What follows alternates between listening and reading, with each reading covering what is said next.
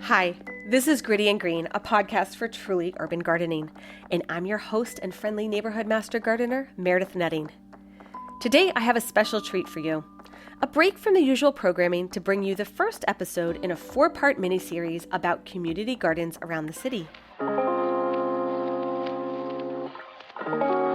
Philadelphia has about 450 urban gardens or farms, totaling about 130 acres, but we'll only be looking at 4 during this series. Each of these gardens is unique, with as many stories as there are garden beds. Our first green oasis is found at Glenwood and Lehigh in North Philadelphia. It's one of the largest and oldest urban gardens in the city. This is its story, told by the gardeners that keep it filled with life. This is Gritty and Green, We Are Seeds, Episode 1, Glenwood Green Acres.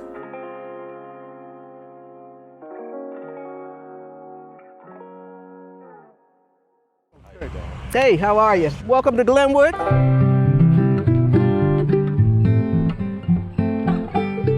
Do you know why it's called Glenwood Green Acres? It's passed down to me so the elders would know that, but I would imagine because we're on Glenwood Avenue. It was a program that used to be on TV called Green Acres, and they might have snipped it from that, back in the day. But the people who started it lived on Glenwood Avenue, so it's just because of that fact, I'm certain. The way I would describe it is that you can't miss it. There's different fruit trees, there's so many different plots growing different things. There's actually so many plots growing similar things. So yeah, to me, I like spending time here. Sometimes I'll just bring a nook, sit in front of my plot, and it literally feels like I'm in a getaway for this neighborhood. It's like you can't really find anything else quite like this around here. It's super lush. People are just starting to put their starts in. If you're coming down the street on either side, there's only houses on one side, so you get the view of that. And it's full of life, for sure.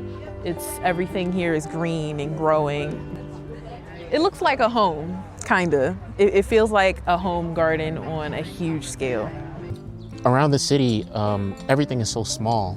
And when you come here and you've got what is this, 20 by 13? I was like, whoa. I've never seen that in a community garden. It is by the train tracks. There's an abandoned factory right behind it.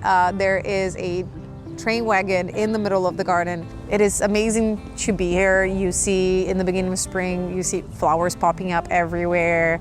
Every single garden is different. Nothing looks the same, and I absolutely love that about it. But I would just say it's almost like an oasis in the middle of North Philly.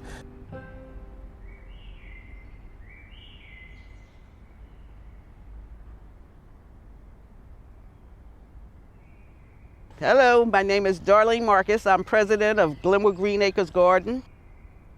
I have been here 30-something years. I don't want to give you an exact number. I'll say 30-something. I don't know the exact yearage, to tell you the truth.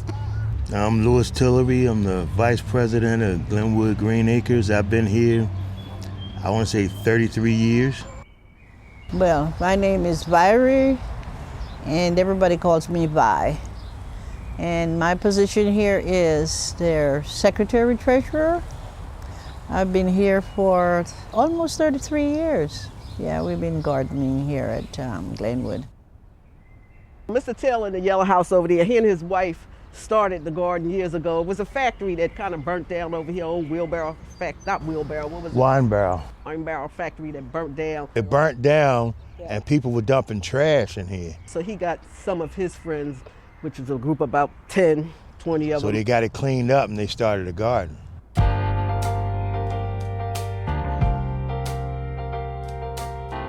Each of them kind of sort of had a trade. Somebody was a plumber, somebody's an electrician, all of them were retired men, but each of them had something that they knew how to do.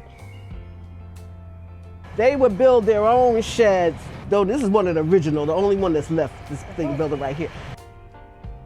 At that time, we didn't have all these water lines that we have in here now. They used to get water from the fire hydrant and run hoses all through the place. There was a fire hydrant, I think, at each end, and run hoses throughout, and that's how they did their water, and they fill up the barrels and stuff so everybody could water on their own. Back in the day, like I said, when the originators started, They just, I don't even know if they was measuring, they just made space.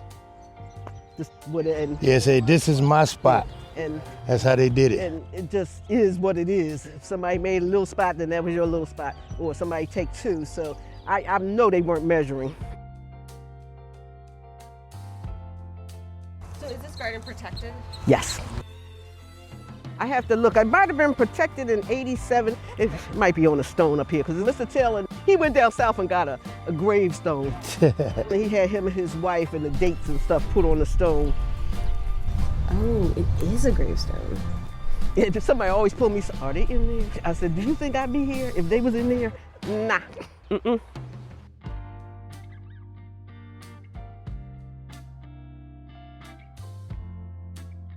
I had brought some stuff to clean it off. I gotta bring my awesome around here and clean it off. Okay, June 15th, 1983. So we had our 40th anniversary, maybe a year or two, so it might be like 42 years. It's or something to 40, that 42 years. Yeah, something to that or effect. this 43. year. Someone wanted to buy the land and put something here. That's how they got with the PHS, and they helped them get it protected. And then they tried to take it again further down Glenwood. That was a Foreman Mills now. Before it used to be a Pathmark. Well, they wanted to build that here. So they went through the city to try to get it. And after going through the records, they found out it's protected, they can't have it. So they fought that and they won.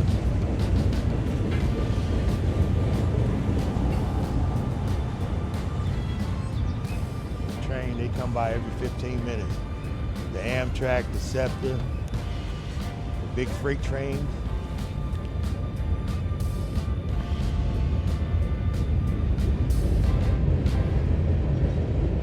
I even had a guy one time, he used to ride the train going to Center City. I don't know where he lived at, but one time he came by because he said he wanted a garden. He keep seeing it every day. So he came by and he had a garden for like 5 years. And then he moved to New York. Wait, like this train that comes by here, he would just Yeah. see out the window? Yeah.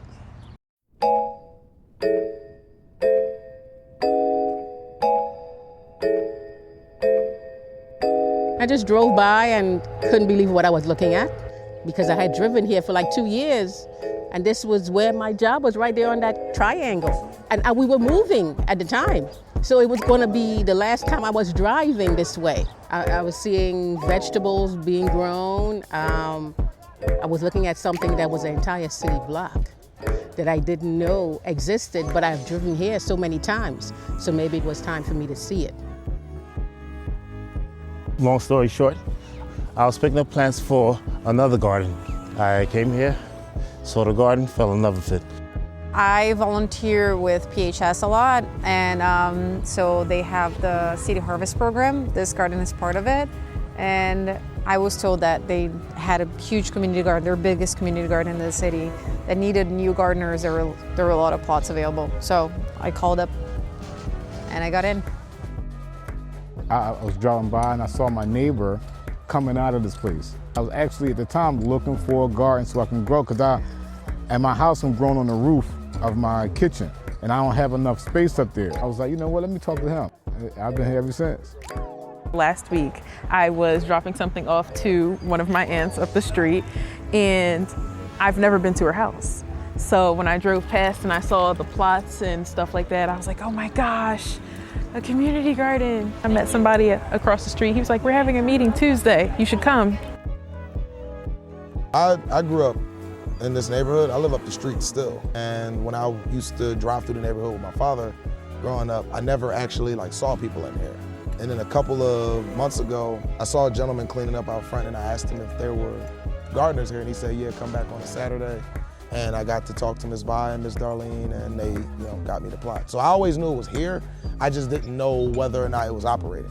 For me, it was word of mouth. I'd started rock climbing when I moved to Philly, and one of the people I met, they were into urban planning and they had a plot here. So they put me in contact with Ms. Vi and the rest is history. I actually came here because of Darlene, because we used to work at Help Together. I found a postcard with this beautiful garden on there. And I take it to her. I said, look at this beautiful garden. And she said, oh, that's our garden at Glenwood. And I said, what? And we totally forgot about working. We just start talking gardening. I kind of inherited from my grandfather. Philip Turner was his name. He was born way back. My grandmother was born in 1912 and he was older than her. But I'm sure as kids they had to garden. They weren't going to the stores. He probably did it from home and because that was how they had to eat. He was one of the original, along with Mr. Taylor, Mr. Height, I can't remember his name. It was Henry, Charlie. Oh, I was out here with all these old timers who would give me all the old gardeners. There was some lady, his wife. There was another Miss Taylor that lived over this way. Some lady that worked for the Tribune, Miss Woods. I'm trying to think. There's so many of them. Because at that time, I was probably one of the younger gardeners around. Because my grandfather was in the process of getting me a garden anyway. Because as a matter of fact, when he had these two, I had one over there. So I actually was out here with him before he died. Because he got me the one over there. When he got sick years later, because he did it for about 10 years, until he couldn't do it anymore, I would just take things home to him and show him. If I had an eggplant or something I didn't know anything about, the first thing I ever had was a Hubbard squash. I had no idea what it was. It's this giant thing. It just kept growing and growing and growing. Later in life, found out it was a Hubbard squash. I would tell him about what it was or take it to him. He would be in the sick bed. He'd tell me what to do and bring it back. Then as it matured and did what it do, I'm just running vegetables back and forth, showing him, giving him examples of what I'm talking about. And he would send me back and tell me what to do for it. He would have loved the fact now I could show it on the phone. He would have loved that. Well, way before this, no cell phones even at that time, I don't believe. When my grandfather died, he had these two. I moved back into his. All the older people, which I call the elders, used to tell me how to do things. When he wasn't here or they wasn't, you always had a story from somebody, because a lot of them were Southern people. So they know about, from the Carolinas, most of them, in Georgia, and knew how to garden and what to do and stuff. So they always had a story or something to tell about how to do things. You went from not knowing how to garden to then being the president of the garden. How did that happen? I think they did not have a vice president. It was just Mr. Taylor and his family. They were the treasurers, the secretaries, and all of this kind of stuff, yeah. So it kind of sort of was like a little revolt in the garden. Some of the other older members were there, thought it was just too much going on in one house. So they said, you know, we should have a meeting or something, and some kind of way, I was surprised too that they voted into it. But also Mr. Taylor wanted me to help him. He didn't like to go to meetings and stuff. So he needed somebody that could go to all the meetings so he could just lay back. He really just wanted the garden, and he wanted the title, but he didn't want to have to be bothered, so to say. So he needed somebody to help him out with that, and that's kind of where I came in. You know, you can go around and you can get people to get their money, you know, and a lot of things I would be telling people on rules and what they did or didn't do would kind of sort of be coming from him, but I was the mouth for the garden or something, so to say. I used to get a little nervous going and talking to all these different functions and stuff, so I started dragging Vi with me. So she was like the backup. She could be the mouth for the situation because she liked to talk in front of people. I don't like a lot of public speaking. We have a great mix of people. We have people that, as far away as New Jersey. We have people from all areas of the city. We have people from Trinidad, we have Barbados, we have Korea, we have Brazil, we have Chile, we have Guyana. It's a great mix of people. What else? I make friends with, what we do is actually share information. The Southerners have a different way of the way they plant and what they plant, and the older one, they try to tell you how to plant or what to plant. But then I have my own way of planting, so we share ideas and we share what I have and what they have, so we collaborate that way. I love to plant. I'd plant anything that will grow, and I get excited about stuff when I put it in the ground and when it starts sprouting and then it grow and blossom, and when it bear, oh my God, I'm over the moon.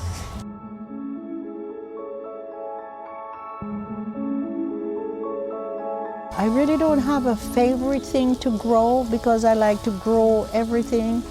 I would grow anything and everything. I plant him too and he grows.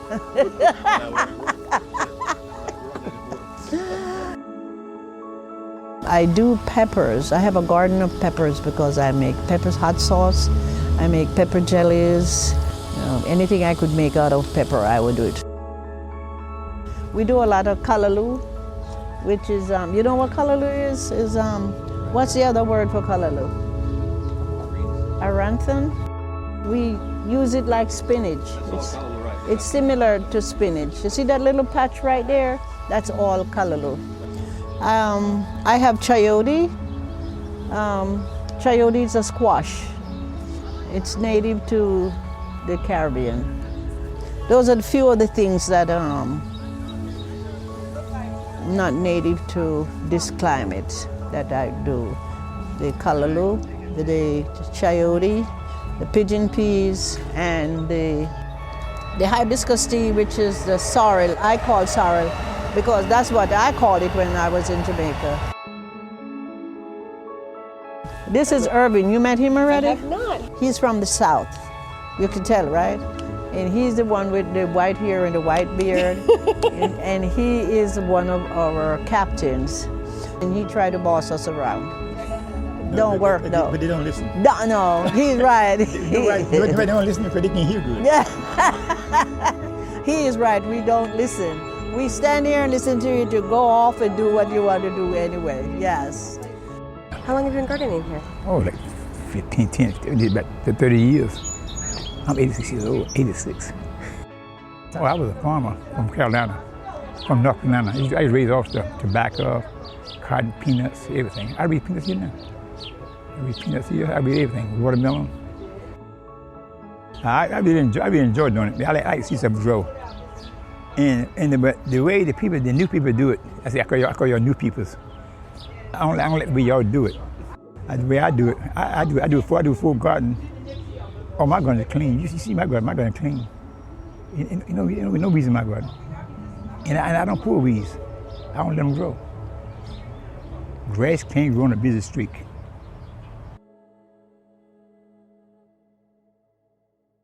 And you finish all your paperwork up here? Yeah.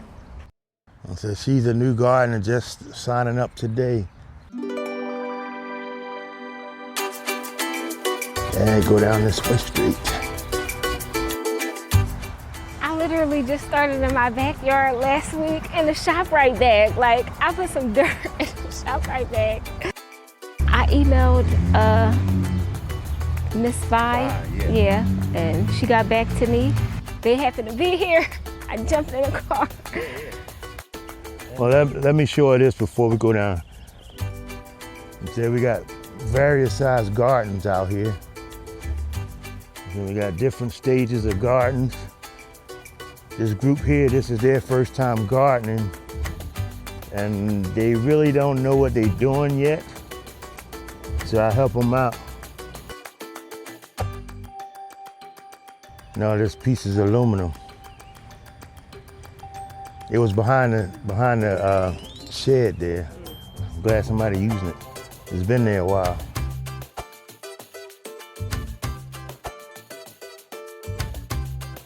It seems like people bring their own stuff to kind of make their plot. Yes, yes. If they want to put a fence around, because groundhogs do get you, I don't care what you do. Just don't ask us. You get the spot and that's all you get. A groundhog will eat like the fresh planted seedlings. They'll eat the top off of them. If they don't bother the roots, it'll grow back, but then they will eat it again. If it gets to a certain height, they won't bother. They don't like it. So you gotta let it get to that height. A lot of people cover it with nettings or crates like that. I cover some of mine with crates. And they only come to certain spots because they don't have to come to whole garden. They can stay right over there and eat or right over there and eat. They don't have to go to whole garden. Every once in a while, I see one running by in the daytime. I don't know when they do their best work. Probably at night. Nobody's out here. So whenever you plant one for yourself, two for the groundhog. Two for yourself, one for the groundhog. To make sure you put enough because they do come up and eat. Have you seen the groundhog? Oh, I've seen him. He lives under there. Behind that peach tree, those doors, he lives under there. I see him all the time.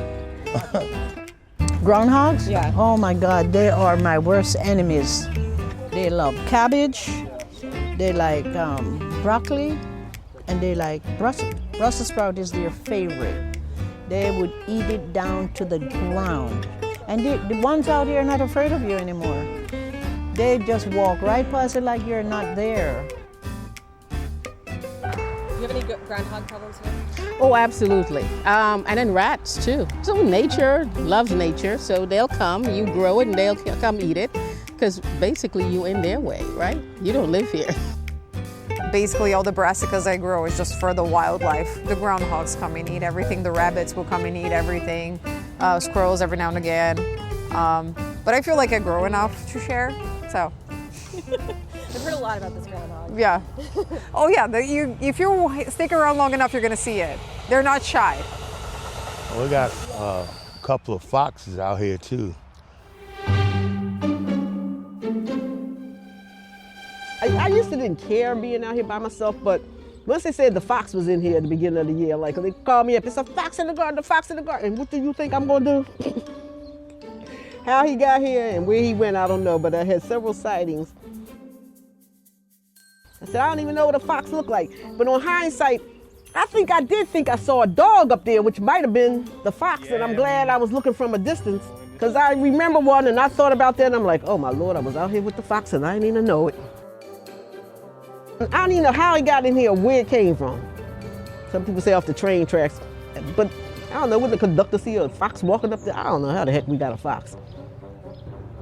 No holes in the fence. I don't know how he could have gotten over, how he even got in at all. And at that time, it was wood chips or dirt over there. And when I looked up foxes and everything about them, they say they will burrow in a hole. And in that thing over there, it was a burrow. So it might have been a pregnant fox trying to find somewhere to have it. Because I had to research foxes, because when they called me about that one, I said, oh man, just get out, because I don't know what y'all want me to do about this one. Might take care of your groundhog problem.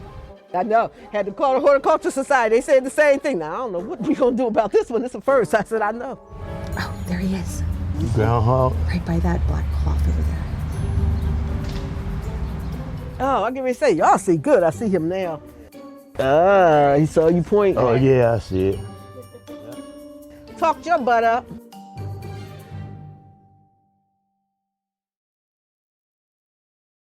So you got your kale, your celery, your collards. Some of the gardens look like they've been going for a while, yeah. Well, a lot of it depends on how much work you put in it.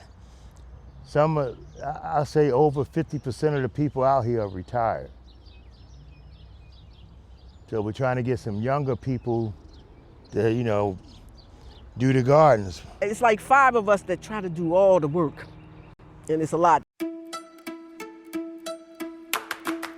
This garden's really big. Do you know how big it is? It's 3 1/4 acres. 3 and something acres. 3 1/4. Depending on who you talk to, it's 3 acres, point something, something.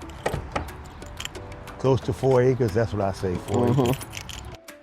5-people team that try to keep it together. Everybody has a section to look out for. Not that you're not over the whole situation too, but also because the whole thing is too much for one. You have to have people in sections and stuff. So we report the news to each other, what's going on, and whoever sees, whoever the problem, whatever it is first, just go to the person and tell them. This is our tool shed. We mainly have tools and wheelbarrows. That's the need around here for new people to have some tools or wheelbarrows. Everybody needs a wheelbarrow. So, How many gardeners do you have? I would say about 64, 65 maybe. I have to sit down and do a count myself. That's probably closer to 80. Some people have 2 gardens. Some people are new gardeners. Then some is husband and wife or boyfriend, girlfriend. Or something to that effect. It's $35 a year for the gardens. And with that, you get topsoil, you get to use the water, and they bring out seedlings sometimes. And sometimes, like me, during the springtime, I go to different places in Jersey Like there's a road called 206 going out to Greater Venture. I don't know if you know that, but it's a lot of farms out there that sell seedlings. So I'll buy some and I'll bring it up here, put it on the table. And whoever takes it, takes it. Matter of fact, I still probably got about 100 seedlings still home I gotta bring out. I only can bring out so much at a time. That's why I'm trying this year to get a little more male enrollment, because we need some Younger. hands. We need some To help hands. out, yeah.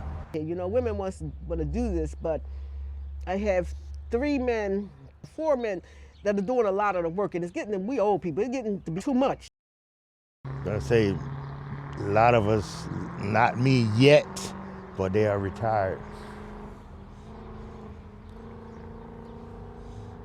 But they still take care of their gardens. A lot of them can't do the stuff like cleaning up. Your responsibility is to clean up the aisle around your plot. But a lot of them can't, you know, use a weed whacker or a lawnmower, so we do it for them. Like I was just cutting this area down here. We just had somebody cut up the aisles, but it rained and it grew back.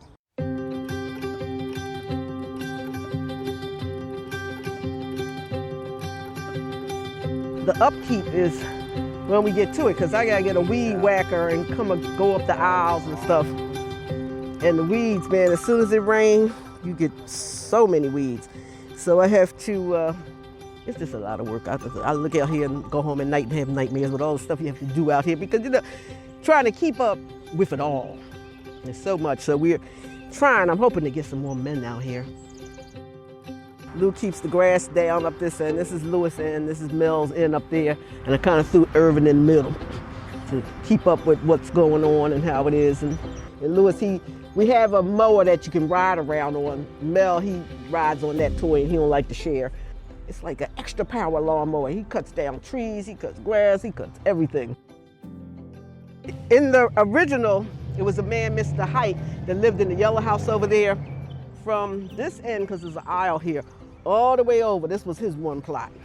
Beyond the tree, about where the hoops is, yeah. Right. This was his. So he kind of, I know that little house was in the middle, but he would do something on this side and something on that side.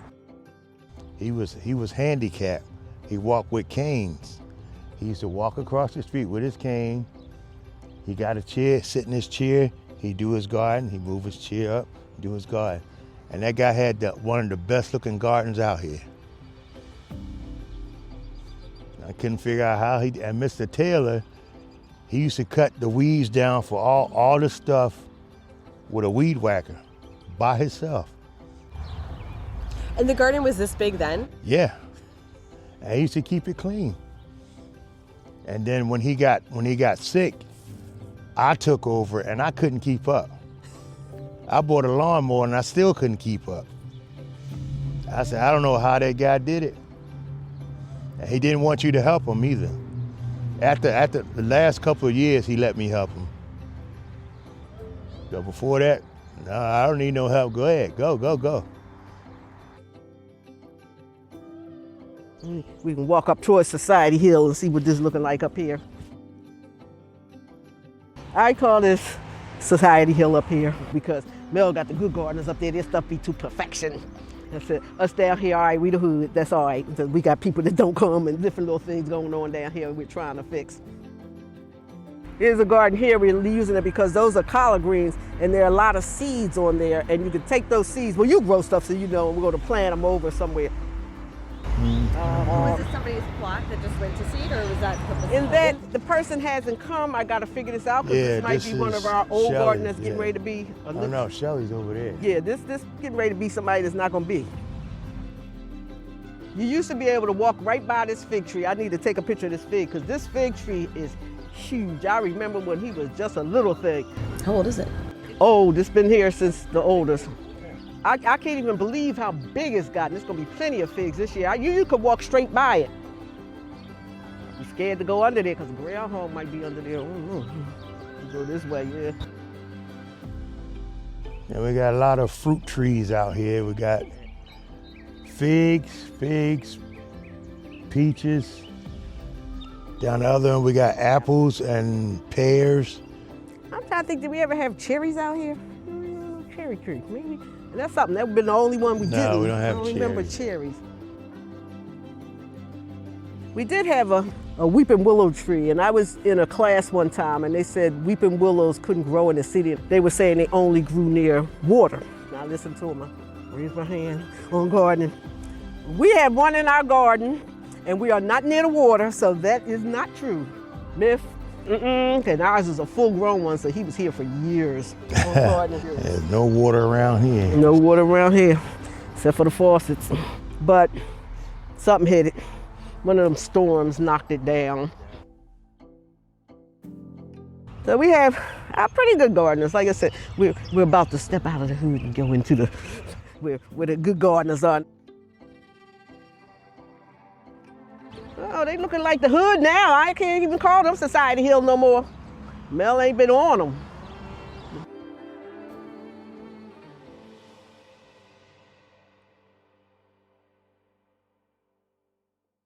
So this is somebody, it looks like they're just getting started and they're trying to section off or do whatever they're gonna do. Because you have a lot of new people that we just had 2 new girls. They're like, is somebody gonna be out there to tell us what to do? You know, put it in the ground, water it, and let it go. So I told them, but there's always somebody out here you can ask a question to. And that's what I had to do as well.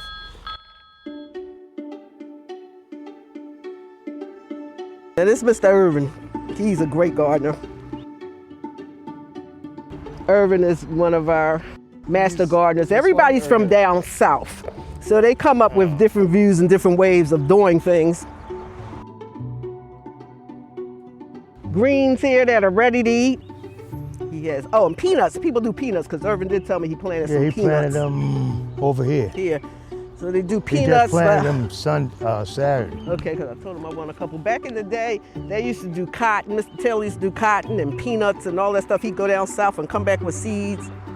And we actually seen, and back on one of my old phones, I had a picture of the cotton because I've never seen cotton in life till out here.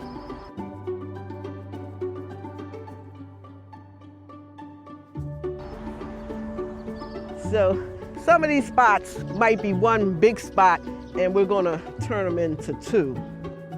Here goes some beans popping up in this one. Oh, where is the garden where Senator Street and them planted at? It has a lot of trees in it. Did we pass it? I hope he know where his garden is, because it might be over here where them sticks are. Yeah, I'll show you what he planted a little of. I hope he know where it's at, because I don't. And the senator, he's gonna come, I wanna say that she said 10 of 10. They're touring all of the garden in Senator Street's district. When the senator comes out, I'm gonna ask him if he has any funds to get us some picnic tables for a cross, because like everybody from up there, if you're really tired, has to come up here. So I wanted to ask him if he has any funds, because we need places for people to sit. Oh, here she goes. So they should be coming up soon. Oh, okay.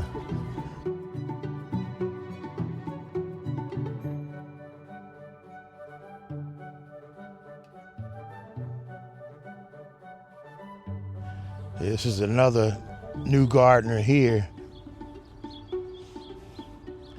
They're really not sure what to do, but they're trying. They're asking questions. Because when they was planting these tomatoes, last week, they were still putting the pot in the ground. The plastic container it grew in. I said, no, you gotta take that out. You can't do that. So I showed them how to do it the right way. And they had like 20 of them in there with the pot still on it. Oh, they learning, yeah. And then last week they came over to my garden and asked me questions. Well, how do you do this? How do you do that? Which I don't mind answering the questions. Who taught you how to garden? My grandmothers, both of them. They were sharecroppers when I was growing up.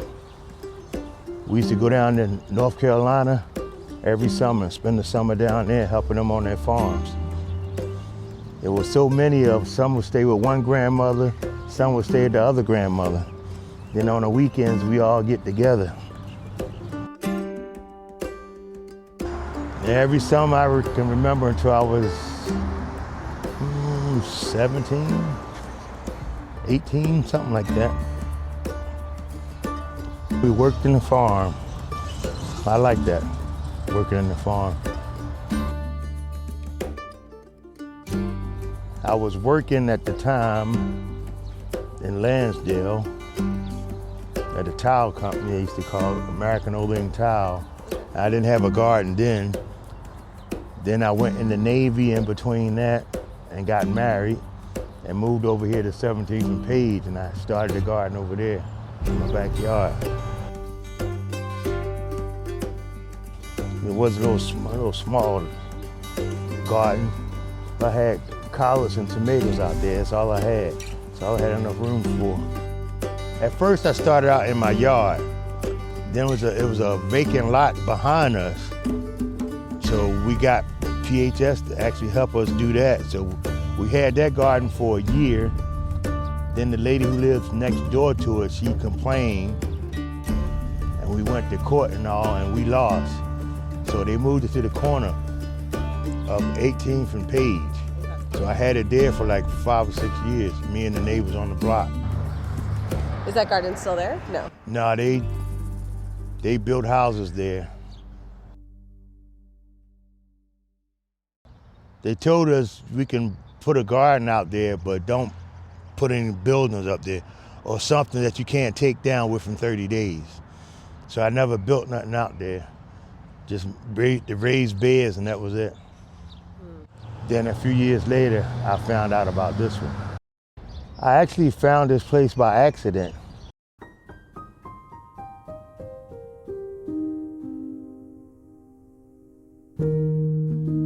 I used to work in Lansdale, and I had a van. I pick up co-workers taking to work. Well, one of my co-workers moved around the corner here, and that was the first time I saw this garden. And I asked him to find out about it. He found out, and I've been out here ever since. 33 years. Because when I moved to Jersey, found a house with a nice sized yard, and I gardened there the first year, but we had too many trees, so nothing grew. But at the meantime, I was still over here. So I just gave up the garden at home and kept coming out here. Over here, this is my cousin, and Irvin, that she was telling you about, I knew him since I was a little boy. He used to date my aunt way back in the 70s. So I knew him for a while, but I haven't seen him in about 40 years until he came out here. He had a garden somewhere else. And then again, the city took it to build something, so he came out here.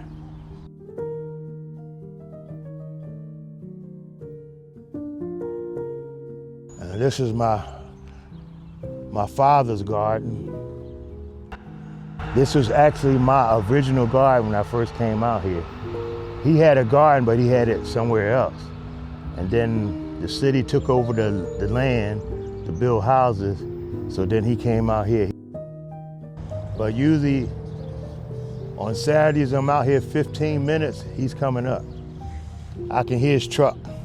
I don't even have to look, I can hear his truck. I knew the sound. And he'd come right in.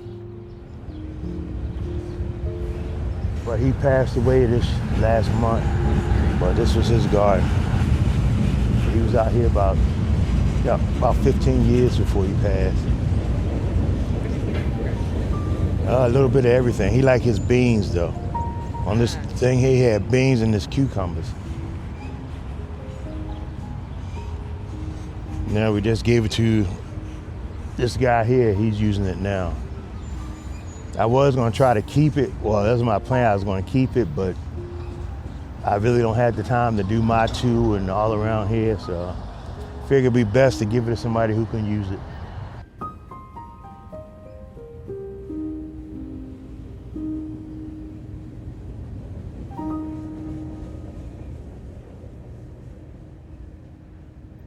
Senator. That's Senator Street, and who is that? That is the president of the Horticultural Society. Oh, all of PHS? Hey. Good, good, good. Hi, how are you? Hello. Welcome to Glenwood. Yeah, I'm sure told them. I live down the street. I also happen to be the senator. So you all are doing tours of all the Down gardens? the Senator's District. So we started Strawberry Mansion. Oh, I know that Talked garden is to- nice. Looked at land care lots along Ridge Avenue. Talk about tree tenders. We're going to stop through the Tioga Hope Garden, 21st and Oh, okay. So, and then head back. oh, you got your day set. Showing everybody around. I know, and it's a nice day for it because it's not too sunny and hot. Were you part of the first? I was not. My grandfather was a part of the original group, and then when he couldn't do it anymore, sent one around. The original group. Not quite, And but- when you showed me we were here, when the original thing was started, there was a Sheds over there. There was a placard. Oh, for yeah. a parking space. For your for the uncle. lot for Senator Street, Mm-hmm. 1983. That was not me. So he must That have was been my out uncle. here in some capacity he was the helping senator out. in Yeah. 83. My uncle was the senator. And how we got his parking thing, I don't know. Yeah, so it's the thing. My uncle had his parking thing was back there. It's at Senator Street. And they were like, wow, I love it. This is our city harvest garden. Just needs a little cleaning up, but we So did need you a little direct help. sow these or are these Both. okay? Because we were just in Strawberry Mansion looking at the greenhouses.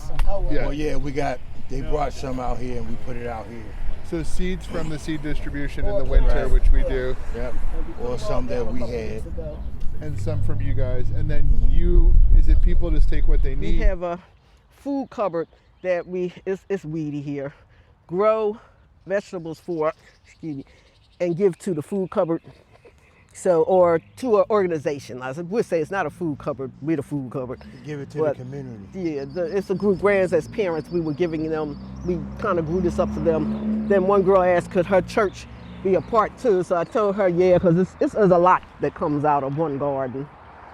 Well, this is eggplants, string beans, you got tomatoes in there, onions, potatoes on the edge, beans. We try to throw a little bit of everything so to be a mixture when they get it. Are you pretty much full up on? We still have some plots.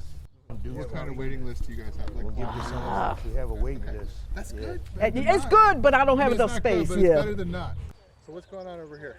These are all fruit berries, all types of berries. You know, I think Lewis told me this was you. Yeah, I think this is the one. And that Secretary of Agriculture, Lewis just showed me which one he did, right next to you. Okay, cool. And look, yeah, berries coming. Hey, Yeah, berries coming. hey, this is the berry bush. Like I it's planted blueberries. right here. Mm-hmm. And Has Secretary berries. Redding's bush is over there. You planted? No, his is over Yeah, here. this one. Where's his, Lewis? Right there. Oh, in the middle. Yeah, Lewis over there. right, yeah. Oh, with the thing around Yours it. is the right fence there. around it. This is mine. That's nice. Yeah, it has berries on it. Because we have the picture of the before too. You're gonna have to eat one of the berries, boss. Oh, You have to come back when they're in bloom. They're still green. Yeah, Don't eat probably them when about they're green, another son. month. No. Any ripe berries for us to eat? Not yet. Remember, this is the beginning of the season. You're going to have to come back in another month or so. I'll come back if you see me running around here. Just Get them. Get them. So I don't know how much further y'all want to go or if you want to head back. I think we have to move to the next site, Darlene. Okay. Because you know I can keep you here all year. I know. Everybody wondered I was going to show you the caboose. Yeah, I've seen the. You see the caboose. My caboose story is when I first started years ago, my grandfather and Mr. Taylor and them told me that was the caboose that they brought Kennedy from Texas to Washington in. Really? So, of course, I believed that, and I started passing that story around. Then Came on the airplane. somebody said it to me, well, why, how come it ain't in the Smithsonian? I said, you know, you're right. Let me stop telling this story that they told me. Now the story, this was here before I came here. The story that I heard is a guy who collects trains and he ran out of space. So he asked, I don't know, somebody, can he put it out here? They said, well, yeah, you could put it out here, but can you help us with a fence? So from what I heard, he put the original fence around this whole garden. That's the story I heard. Careful, there's a lot of ups and downs. You guys had done like, I don't know, 7 or 8 years ago, like a master plan for the garden. Oh, yeah. Did that go anywhere? Is it something Not too much. need money? Like, Oh, all the time. We need picnic tables. We need places for people to sit. This is beautiful. yeah. but up that end, the people from up there have to come down here to do it. It's a good idea. We can get you some of those. And It's attainable. Something we could definitely. that you could do. I need it this year. Thank you for being a tour guide extraordinaire. Good to see you, sir. All right, nice having you all. Come again. Be careful, because it is dips and dips.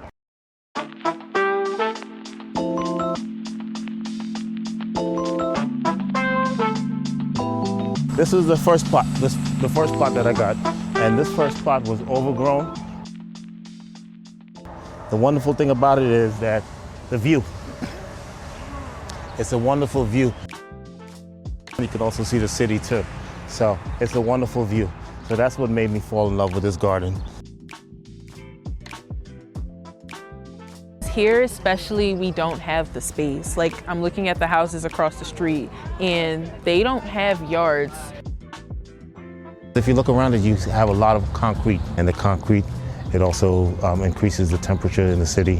When you have green spaces like this, it helps to bring down pollution, and it also helps to bring down the temperature too. For me, it's a sense of community and also kind of control what I can put into my body. I'm not so reliant and dependent on grocery stores, and actually know what I'm growing, knowing what I'm putting in, and I'm actually learning stuff about just being self-sustainable. That's what I appreciate about the garden. Everyone here depends on stores to feed them, and no one is in control of the food that they're eating. And I think that's something that's really important that we get back to, because it's something we did for millennia, and now all of a sudden no one knows how to grow food.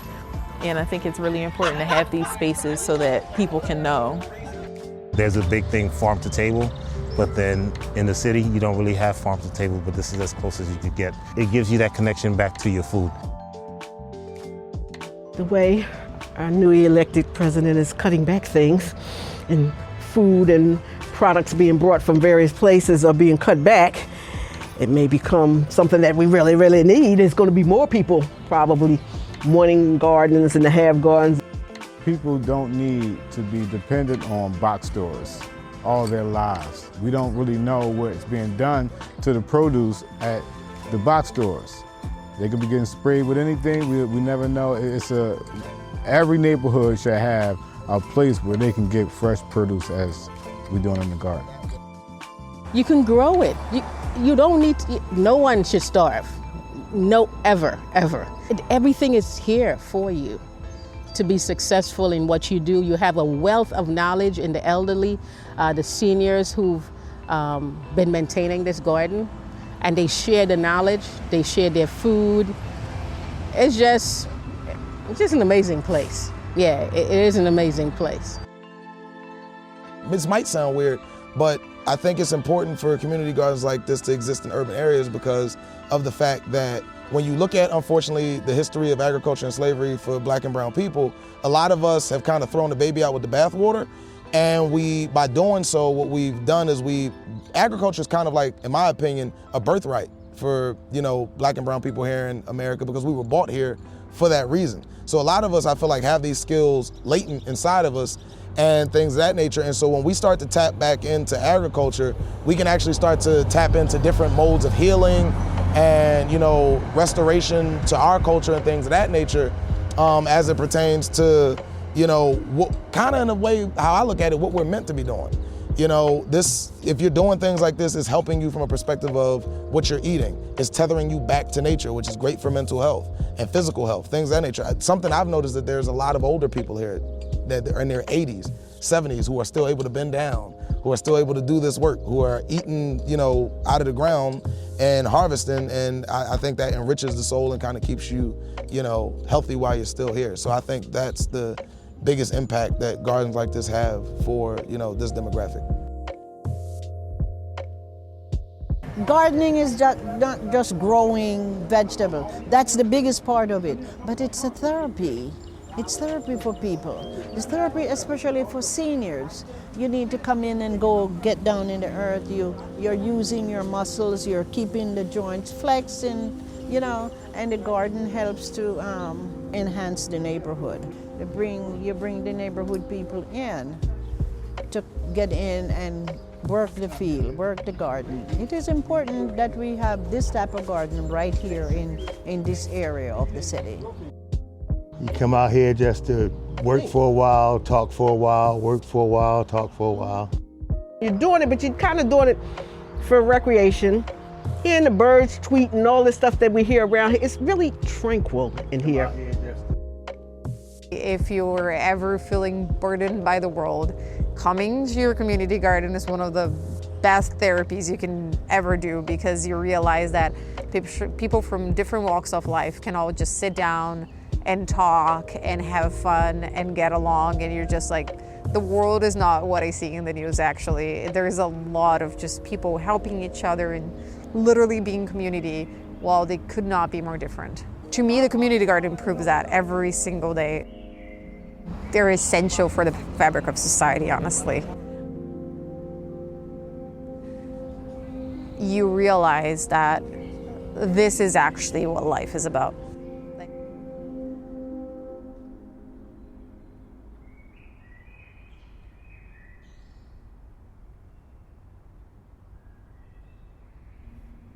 Those were the voices of Glenwood Green Acres. I'd like to say thank you to gardeners Darlene, Louis, Vi, Bianca, Shelley, Irving, Frank, Akil, Marvin, Kyla, Karina, Dale, Ron, and all of the other gardeners at Glenwood Green Acres for sharing their time and their beautiful garden with me. And thank you to Senator Sharif Street and his staff, and Matt Ratter and the folks at Philadelphia Horticultural Society. If you are interested in a plot at Glenwood, or you want to support the garden in other ways, follow them on Instagram at Glenwood Community Garden and find out more information on their website. I'll put all that in the show notes. Next week, we'll be visiting another garden in another part of Philadelphia for episode 2 of Gritty and Green's We Are Seeds.